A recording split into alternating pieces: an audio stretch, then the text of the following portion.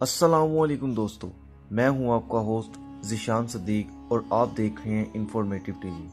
दोस्तों, 1400 साल पहले अल्लाह के नबी हज़रत मोहम्मद सल्लल्लाहु अलैहि वसल्लम ने आज के दौर की निशानियां बड़े वाज़े तौर पर सहाबा कराम रदी अल्लाह ताला अन्हा को बताईं और सहाबा कराम रदी अल्लाह ताला अन्हा ने आप सल्लल्लाहु अलैहि वसल्लम का पैगाम दुनिया में फैलाया। और आज अगर आलिम हजरात कोई मसला भी बयान करते हैं तो इसी वजह से वो मसला बयान करते हैं। दोस्तों, नबी करीम सल्लल्लाहु अलैहि वसल्लम ने क़यामत की दो बड़ी निशानियों के बारे में जिक्र किया, एक अलामात सुगरा और एक अलामात कुबरा। अलामात सुगरा की बात करें तो ये वो अलामत है जो अलामात कुबरा से पहले ज़ाहिर होंगी।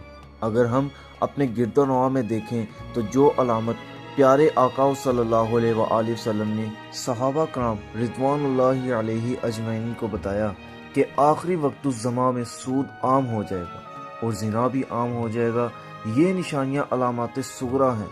इस पर भी हम बात करेंगे, लेकिन अब हम असल बात पर आते हैं।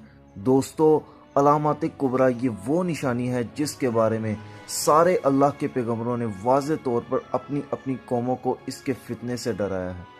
अल्लाह के पैगंबरों ने अपनी कौमों से कहा कि क़यामत तक कोई भी फितना दज्जाल के फितने से बड़ा फितना नहीं होगा। और दज्जाल आया नहीं है और किसी को पता नहीं है कि दज्जाल इस वक्त कहाँ है।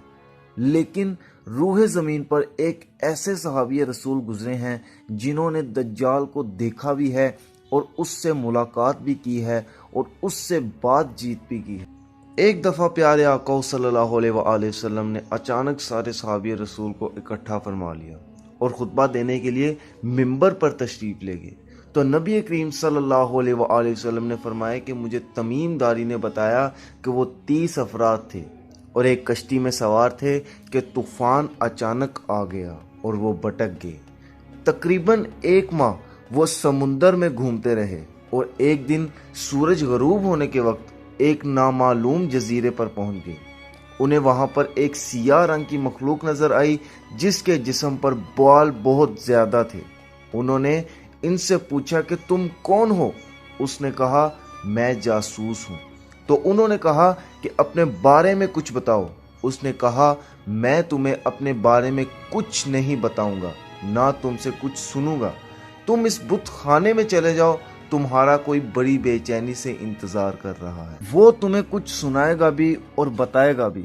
फिर वो सब अंदर चले गए। एक शख्स जंजीरों के साथ जकड़ा हुआ था। उसने पूछा कि तुम लोग कौन हो और कहां से आए हो? जवाब दिया कि शाम से आए हैं। उसने पूछा कि अरब का क्या हाल है? और एक शख्स पैदा होना था, उसका क्या हाल है? यानी नबी पाक सल्लल्लाहु अलैहि वसल्लम के बारे में पूछा। सहाबा ने कहा कि वो अच्छे हाल में हैं और इब्तिदा में उनके कुछ मुखालफत थी, लेकिन अब वो तमाम अरब पर गालिब हो गए हैं। उसने कहा, अच्छा ज़गर के चश्मे का क्या हाल है? उन्होंने कहा, वो भी अच्छी हालत में है। लोग उससे पानी पीते हैं, उससे खेती बाड़ी करते हैं। और फिर उसने पूछा कि इमाद और बसान की खजूरों का क्या हाल है? उन्होंने कहा, उसमें हर साल फल आते हैं। सुनकर उसने 3 चीखें मारी और बोला कि मैं दज्जाल हूँ। उसने कहा कि मैं अनकरीब आज़ाद हो जाऊंगा और ज़मीन का चप्पा चप्पा घूमूंगा और इसका कोई हिस्सा नहीं छोड़ूंगा सिवाय तैयबा के, क्योंकि मुझ में वहाँ जाने की ताकत नहीं है। नबी पाक सल्लल्लाहु अलैहि वसल्लम ने फरमाया कि मुझे बहुत खुशी हुई, तैयबा यही शहर है। बाज़ रिवायत की रोशनी में ये बात भी कही जाती है कि दज्जाल को हज़रत सुलेमान अलैहिस्सलाम ने कैद किया था और हदीस पाक के मुताबिक ये मशरिक की तरफ मौजूद है। दज्जाल का फितना तारीख़ इंसान की इब्तिदा से लेकर इंतहा तक तमाम फितनों से बड़ा और ख़तरनाक फितना है। मुख्तलिफ अहादीस में दज्जाल को जो हुलिया बताया जाता है वो ये है कि दज्जाल एक जवान मर्द होगा, लंबा कद होगा, जिस्म बहुत मोटा होगा, एक आंख से काना होगा और एक कानी आंख ऐसी होगी जैसे फूला हुआ अंगूर, और जबकि दूसरी आंख खून आलूद होगी। इसका सीना चौड़ा होगा और ज़रा सा अंदर की तरफ धंसा होगा। दज्जाल की पेशानी चौड़ी होगी और दोनों आंखों के दरमियान काफेरे लिखा होगा। دجال سے پہلے دنیا بہت بری حالت میں ہوگی۔